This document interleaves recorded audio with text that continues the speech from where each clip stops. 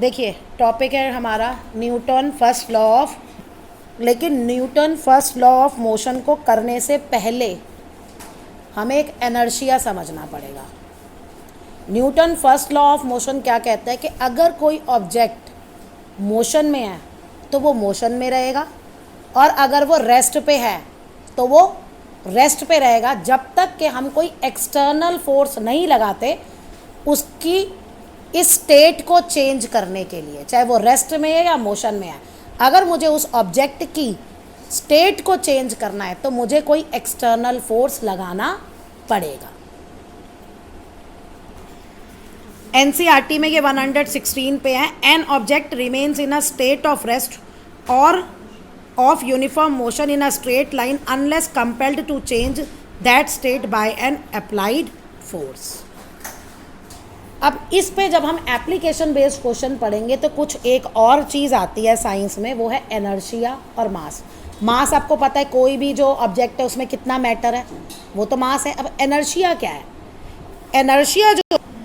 Inertia जो है वो प्रॉपर्टी है किसी भी मैटर की या ऑब्जेक्ट की कि वो जिस स्टेट में है ना वो उसी को उसी स्टेट में रहने देता है, स्टेट चेंज नहीं करने देता। अगर ऑब्जेक्ट मोशन में है तो एनर्शिया की वजह से वो मोशन में रहेगा, रेस्ट में है तो एनर्शिया की वजह से वो, और अगर किसी भी एक डायरेक्शन में जा रहा है एनर्शिया की वजह से वो अपनी डायरेक्शन चेंज नहीं कर सकता। तो एनर्शिया की डिफाइन क्या है? The property of a body to resist any change in its state of rest or of uniform motion in a straight line is called its inertia. Inertia और mass की property क्या है? The mass of a body is measure of inertia. अगर mass ज़्यादा होगा तो inertia ज़्यादा होगा। मतलब क्या है? मास ज़्यादा है, एनर्शिया ज़्यादा है, तो उस ऑब्जेक्ट की स्टेट चेंज करने के लिए मुझे ज़्यादा फोर्स लगाना पड़ेगा। अब आप इमेजिन करो कि एक आपके पास वुड का बॉक्स है और एक आपके पास आयरन का बॉक्स है। किसको मूव करने में आपको ज़्यादा फोर्स लगाना पड़ेगा? आयरन वाले को। क्यों? क्योंकि आयरन वाले का मास ज़्यादा है। मास ज़्यादा मीन्स एनर्शिया ज़्यादा है। तो एनर्शिया ज़्यादा है तो एनर्शिया तो वो प्रॉपर्टी है जो बॉडी को कह रही है जहाँ है तू वहीं रह भाई, जैसी है तू वैसी रह, स्टेट चेंज नहीं होगी। तो वो जितना ज़्यादा होगा उसको वो चेंज करने के लिए मुझे उतना ही ज़्यादा फोर्स लगाना पड़ेगा। नेक्स्ट आपका क्वेश्चन है, 3 तरह के एनर्शिया है, क्योंकि ये ध्यान से सुनना, एप्लीकेशन बेस्ड क्वेश्चन में इनका यूज़ होगा। अब आपका एनर्शिया 3 तरह का होता है। एक है inertia of rest. Inertia of rest क्या कहता है? A body at rest does not change its state of rest unless a force is applied on it. यानी अगर एक बॉडी रेस्ट में है तो वो रेस्ट में रहेगी जब तक कि हम उस पर फोर्स नहीं लगाते उसकी स्टेट चेंज करने के लिए। Inertia of motion, body motion में है, ड्यू टू एनर्शिया वो मोशन में ही रहेगी, ये प्रॉपर्टी है, मतलब वो मोशन में ही रहेगी जब तक कि हम कोई फोर्स नहीं लगाते उसकी स्टेट को चेंज करने के लिए। A moving body continues to remain in motion unless stopped by a certain force. अब है inertia of direction. The property by virtue of a body is unable to change its direction of motion without applying an external force is called inertia of direction. ठीक है, ये 3 types of inertia के आपके question करने हैं। जो देखो exact define है ना, वो एनर्शिया ऑफ डायरेक्शन वाली जो है ना, ऐसे ही तुम्हें एनर्शिया ऑफ रेस्ट और एनर्शिया ऑफ मोशन की लिखनी पड़ेगी। The property by virtue of a body is unable to change its state of rest without applying an external force is called inertia of rest. ऐसे थोड़ी सी खुद बना लेना, ये देख लेना। ओके, अब हम एप्लीकेशन बेस्ड क्वेश्चन करेंगे। एप्लीकेशन बेस्ड क्वेश्चन कैसे होंगे? पेड़ है, पेड़ पे फ्रूट लगा हुआ है, जब तक कि हम उसकी ब्रांच को नहीं, जब ब्रांच को हिलाएंगे फ्रूट नीचे गिर जाएगा। क्यों? ठीक है, आप कारपेट को बीट करते हो तब उसमें से डस्ट पार्टिकल्स, धूल निकलती है ना। क्यों? कभी आपने इमेजिन किया जब आप ट्रैवल करते हो, चलते हैं तो हमें धक्का लगता है, हम आगे या पीछे जाते हैं, वो अभी क्लियर होगा कि हम आगे जाते हैं या पीछे जाते हैं। जब बस में बैठे हैं और बस स्टार्ट होती है और जब बस रुकती है तो हम किधर जाते हैं? ऊपर जब हम व्हीकल्स में ट्रैवल करते हैं, बसेस में, तुमने देखा लोगों के सामान रस्सी से बंधे होते हैं। क्यों बंधे होते हैं? ये सारे आंसर्स जो हैं आपके वो इस लॉ में है, फर्स्ट लॉ ऑफ मोशन, कि जब तक हम कोई एक्सटर्नल फोर्स नहीं लगाएंगे तब तक स्टेट ऑब्जेक्ट की चेंज नहीं होगी। अब क्वेश्चन लेते हैं। चलिए पहला हम क्वेश्चन डिस्कस करें। Passengers thrown in forward direction when a running bus stop suddenly, when a running bus stop suddenly. अब आप इमेजिन करिए आप बस में बैठे हैं, आगे पीछे का तो याद ही नहीं रहता कि आगे धक्का लगेगा या पीछे लगेगा, वो एक्सप्लेनेशन से आता है जो अब दूंगी मैं तुम्हें।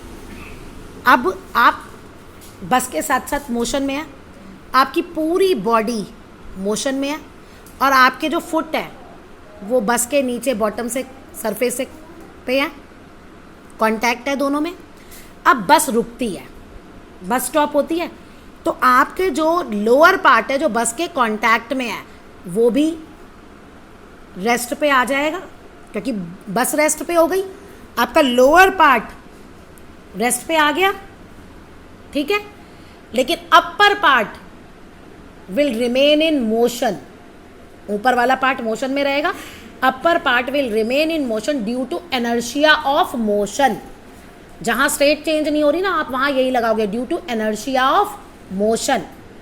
अब आप इमेजिन करो नीचे वाला रेस्ट में आ गया, ऊपर वाला आगे जा रहा है, तो आप किधर की साइड गिरोगे? आगे की साइड, फॉरवर्ड।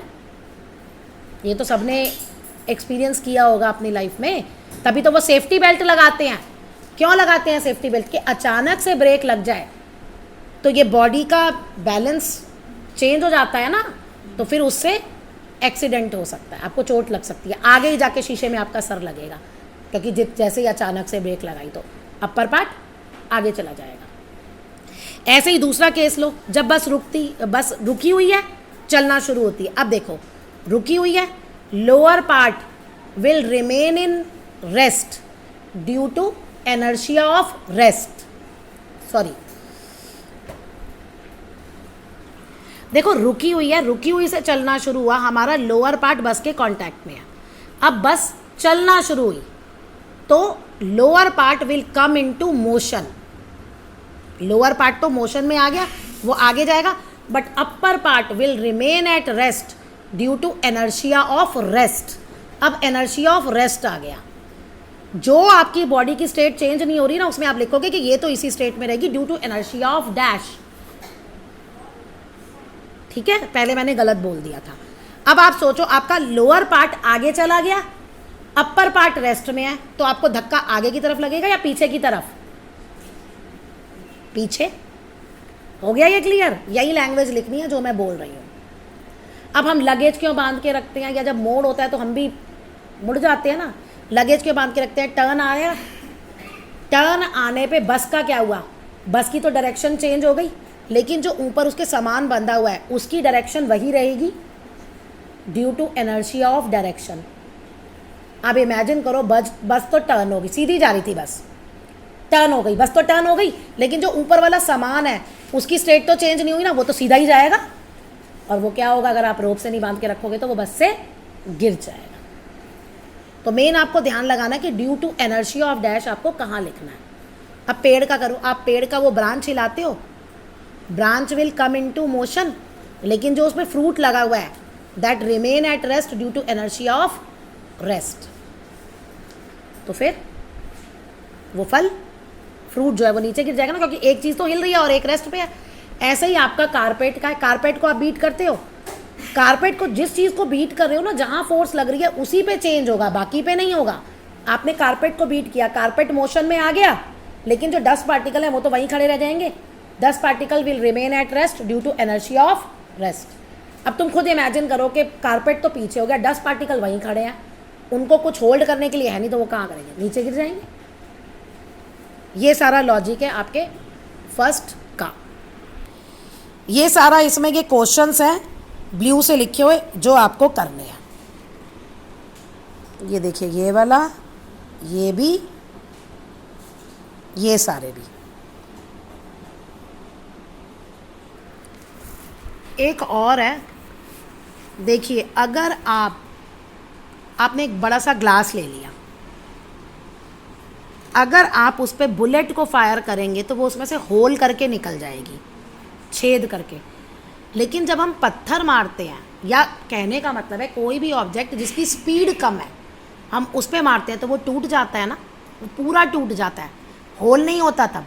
तो ऐसा क्यों होता है? देखिए इसका आंसर ये रहा, जब आप बुलेट को ग्लास से स्ट्राइक करते हैं तो बुलेट की जो वेलोसिटी होती है ना, जो स्पीड होती है, वो बहुत ज़्यादा होती है।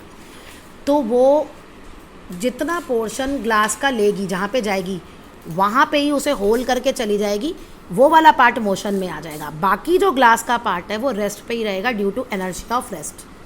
रीज़न क्या है कि इतना टाइम नहीं है कि वो फोर्स आगे जा सके, लेकिन जब स्पीड स्लो हो जाती है ना, तो ज़्यादा एरिया जो है उससे वो शेयर करता है वेलोसिटी से, मतलब टाइम पीरियड ज़्यादा मिल जाता है फोर्स को आगे फैलने के लिए, और वो पूरे उसको फिर होल नहीं करता, पूरा उसको शैटर कर देता। ये रहा, the pane glass get enough time to share the velocity of the same, as a result glass is smashed in all direction. तो चकनाचूर हो जाता है। मीन्स कि अगर होल करना है तो हमें बहुत ज़्यादा वेलोसिटी लेनी पड़ेगी। बहुत ज़्यादा वेलोसिटी लेने का मतलब है कि फोर्स जो है वो फटाफट एक्ट करके निकल जाएगा स्मॉल पोर्शन पे, वो पूरे पे नहीं जाएगा। लेकिन स्मॉल वेलोसिटी होगी तो वो फोर्स का इफेक्ट पूरे उस पर दिखेगा, पूरे शीशे पे दिखेगा और पूरा शीशा टूट जाएगा।